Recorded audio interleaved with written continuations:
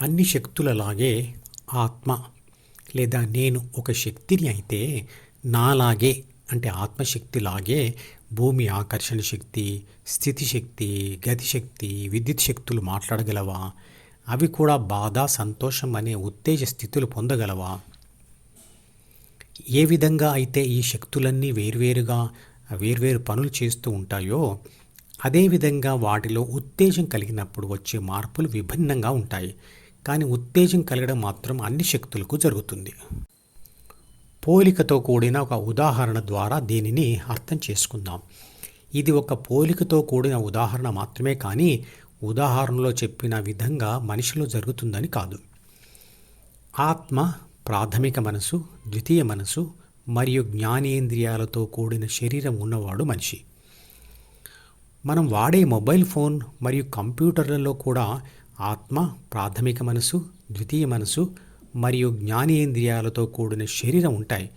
కానీ వాటి పేర్లు ఈ పదాలతో ఉండక ఇంకో రకంగా ఉంటాయి. మనిషిని మరియు మొబైల్ ఫోన్ను ఒకదానితో మరొక దానిని పోల్చి చూద్దాం. మనిషిలోని ఆత్మశక్తిని మొబైల్ ఫోన్లోని విద్యుత్ శక్తితో పోల్చవచ్చు.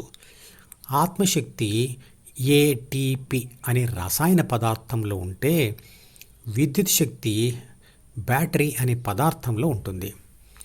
మనిషిలోని ప్రాథమిక మనసును మొబైల్ ఫోన్లోని సిస్టమ్ సాఫ్ట్వేర్ లేదా ఆపరేటింగ్ సిస్టంతో పోల్చవచ్చు. మనిషిలోని ద్వితీయ మనసును మొబైల్ ఫోన్లోని యూజర్ సాఫ్ట్వేర్తో పోల్చవచ్చు.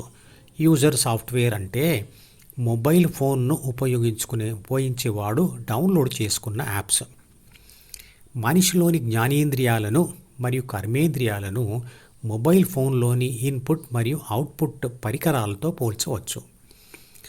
మొబైల్ ఫోన్ యొక్క ఇన్పుట్ పరికరాలలోని కెమెరా మనిషి యొక్క కళ్ళలాగా పనిచేస్తుంది. మైక్ మనిషి యొక్క చెవులలాగా పనిచేస్తుంది. టచ్ స్క్రీన్ మనిషి యొక్క చర్మంలాగా పనిచేస్తుంది. స్పీకర్ లేదా హెడ్ ఫోన్స్ మనిషి మాట్లాడే లేదా పాటలు పాడే నోరులాగా పనిచేస్తుంది. ఇక మిగిలిన రెండు రుచి మరియు వాసనలకు సంబంధించిన అవయవాలు మాత్రం మొబైల్ ఫోన్లో ప్రస్తుతానికి లేవు. ముందు కనిపెట్టవచ్చు.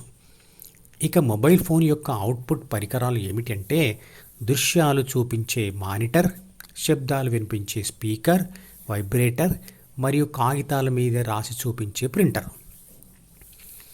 ఎలాగైతే మనిషిలోని ఏటీపీ అంటే అడినోసైన్ ట్రైఫాస్ఫేట్ అనే రసాయన పదార్థము నీటి అణువులతో కలిసి ఆత్మశక్తిని సృష్టిస్తుందో అలాగే బ్యాటరీలోని రసాయన పదార్థాలు కలిసి విద్యుత్ శక్తిని సృష్టిస్తాయి. ఎలాగైతే మనిషి యొక్క ప్రాథమిక మనసు మనిషి బాహ్య ఆలోచనలతో ఇష్టాయిష్టాలతో సంబంధం లేకుండా శరీరం లోపల జరిగే శ్వాస తీసుకోవడం, గుండె కొట్టుకోవడం, జీర్ణం కావడం లాంటి పనులను చేస్తూ ఉంటుందో అలాగే మొబైల్ ఫోన్లోని ఆపరేటింగ్ సిస్టమ్ యూజర్ సాఫ్ట్వేర్ ప్రమేయం లేకుండా తన లోపల తాను చేసుకునే అన్ని పనులను చేస్తూ ఉంటుంది.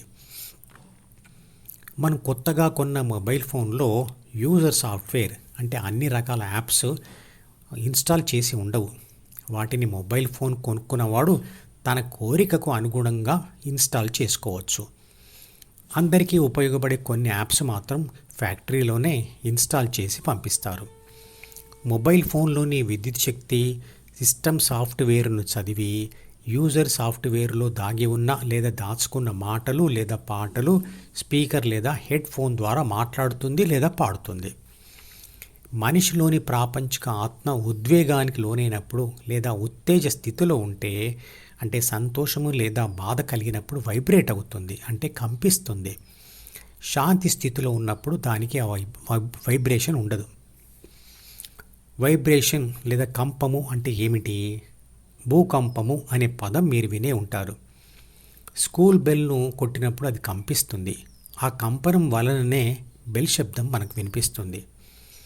బ్యాటరీలోని విద్యుత్ శక్తి శాంతిలో ఉన్న ఒంటరి ఆత్మశక్తిలాగా ఎలాంటి కంపన లేకుండా ఎప్పుడూ స్థిరంగా ఉంటుంది. కానీ అదే బ్యాటరీ శక్తి కంపనను సృష్టించే మొబైల్ ఫోన్కు స్విచ్ ద్వారా కలపగానే వైబ్రేట్ అవుతుంది. పాటలు పాడుతుంది.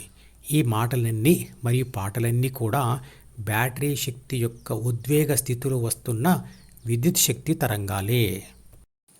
మధుపదం యూట్యూబ్ ఛానల్లోని ప్రతి వీడియోకి ఒక నెంబర్ ఇవ్వబడింది. 1వ నెంబర్ వీడియో నుండి మొదలుపెట్టి వరుసగా చివరి వీడియో వరకు చూస్తేనే ధ్యాన శాస్త్రం సంపూర్ణంగా అర్థమవుతుంది.